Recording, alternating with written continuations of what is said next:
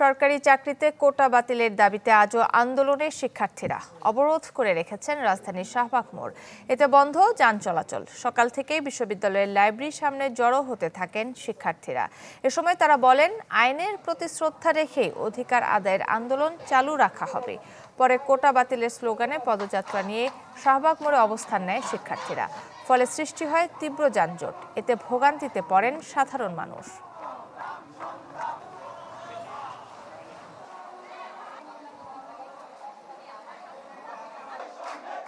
স্বাধীনতার এই 54 বছর পরেও আমাদের এই দেশে বৈষম্য কোনোভাবেই কাম্য নয়। যেহেতু এই শুনানিটি আবার পিছিয়ে গিয়েছে, তাই আমাদের এই যৌক্তিক দাবি, এই বৈষম্যের বিরুদ্ধে, এই অন্যায়ের বিরুদ্ধে আবার রাজপথে নামতেই হচ্ছে। আমরা আদালতের প্রতি আহ্বান থাকবে যে শিক্ষার্থীরা যেই দাবি করতেছে এবং যেই জনমত, সেই জনমতকে যাতে আদালত বিবেচনা করে। আমরা আমাদের দাবি আদায়ের লক্ষ্যে সবসময় শান্তিপূর্ণ কর্মসূচি চালিয়ে যাব। নগদের কাছে সব গ্রাহকই প্রিয়, তাই তো সারা দেশে ক্যাশ আউট চার্জ সবচেয়ে কম। দর্শক, এই বিষয়ে আরো জানাতে যোগ দিবেন আমাদের সহকর্মীরা। শাহবাগে আছেন জুমাতুল বিদা এবং রাজশাহী বিশ্ববিদ্যালয় থেকে যুক্ত হবেন আবরার সাইদ। আমরা শুরুতেই চলে যাব শাহবাগ মোড়ে বিদার কাছে। বিদা, তারা এই অবস্থান কর্মসূচি কতক্ষণ পালন করবে এবং এর পরবর্তীতে তাদের কার্যক্রম কি? সকালেই কিন্তু লাইব্রেরিতে আসলে একে একে জড়ো হতে থাকেন সাধারণ শিক্ষার্থীরা কোটা আন্দোলনের অর্থাৎ কোটার বিরোধিতা করে, এবং তারপরেই কিন্তু তারা একটি পদযাত্রায় বের হন সকলে মিলে এবং নানা স্লোগানে মুখর সেই পদযাত্রা ঢাকা বিশ্ববিদ্যালয়ের বিভিন্ন এলাকা পেরিয়ে কিন্তু শাহবাগে অবস্থান করছেন।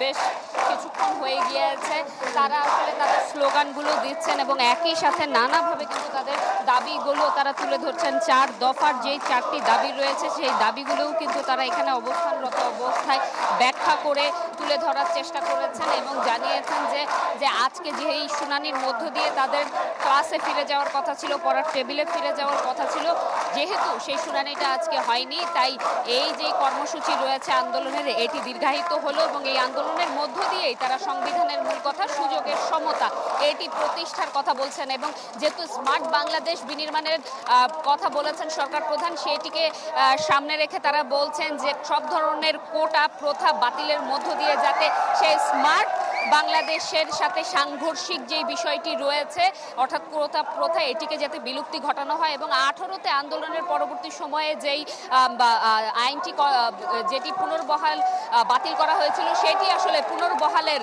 দাবিটি তারা সোচ্চার কণ্ঠে জানিয়ে যাচ্ছেন এবং তারা নতুন করে আসলে জানিয়েছেন শুধুমাত্র প্রথম এবং দ্বিতীয় শ্রেণী নয়, তৃতীয় এবং চতুর্থ শ্রেণী সহ চাকরির প্রতিটি গ্রেডেই যাতে কোটা প্রথাটি আসলে বাতিল করা হয় এবং কোটার আওতায় যাতে যদি কাউকে রাখা হয় সেটি যাতে শুধুমাত্র শারীরিকভাবে অক্ষম কিংবা ক্ষুদ্র নৃগোষ্ঠী অর্থাৎ পিছিয়ে পড়া জনগোষ্ঠীর জন্য যদি নির্দিষ্ট কিছু কোঠা থাকে সেটিই যাতে রাখা হয়, এর বাদে যাতে সব ধরনের কোঠার বিলুপ্তি ঘটানো হয় এবং এর মধ্য দিয়ে যাতে আগামীর প্রজন্মের জন্য একটি পথ সুগম হয় সেই প্রত্যাশাটুকু তারা জানিয়েছেন। যেহেতু আজকে রায়ের শুনানিটি হয়নি, তারা আমরা জানতে চেয়েছিলাম এই বিষয়ে তাদের অভিব্যক্তি। তারা জানিয়েছেন যে আইনের প্রতি তারা শ্রদ্ধাশীল, তবে নিজেদের ন্যায্য দাবি আদায়ে মাঠে থাকবেন তারা, এইটুকু কিন্তু সর্বশেষ তারা জানিয়েছেন। এই ছিল আমার কাছে কাকুলি, এখান থেকে সর্বশেষ। বিদা, আপনাকে ধন্যবাদ। এবার আমরা রাজশাহী বিশ্ববিদ্যালয়ে চলে যেতে চাই আবরার সাইদের কাছে। আমরা শাহবাগে দেখছিলাম যে শিক্ষার্থীরা অবস্থান কর্মসূচি পালন করছে। আপনার ওখানে শিক্ষার্থীরা কি কর্মসূচি পালন করছে?